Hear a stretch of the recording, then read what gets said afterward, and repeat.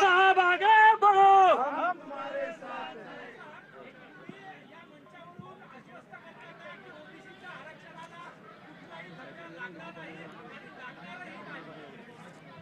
माझी आपल्या सगळ्यांना विनंती आहे, जो GR काढलेला आहे त्या GR मध्ये क्लिअर कट आहे की जो हैदराबादच्या गॅझेटमध्ये ज्यांचं नाव त्याच्यामध्ये त्यांनाच मिळणार आहे, त्याच्यामुळे कुठल्याही प्रकारचा आरक्षणामध्ये ओबीसीला कुठल्याही प्रकारचा धक्का लागणार नाही.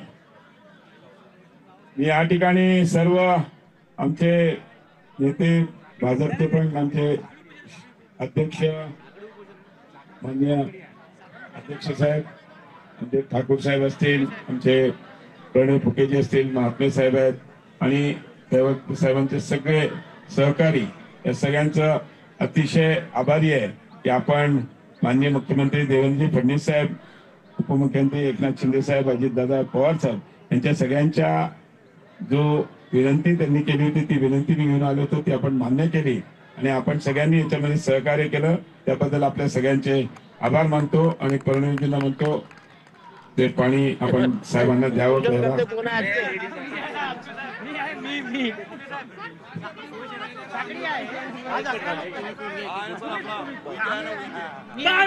साहब आगे बढ़ो। एक मिनिट असं नको. साहब आगे बढ़ो। न्याय मिळाला हो सर. गोंदिया छिंदवाडा मी डीपी ऑफिस मध्ये जाऊन मी पाया लागली, फक्त एकटी मुलगी पास झाली सर. हा जो आमच्या हक्काचा सरकार आहे त्यांनी मी त्यांच्याकडे गेली तर आम्हाला देवेंद्र साहेबांनी आम्हाला म्हटलंय का मी देईन बा म्हणून म्हणते का आमच्या ओबीसीचा तो न्याय करेल तोच आमचा सरकार आहे. चला चला एक मिनिट आता मला कोण हात देईल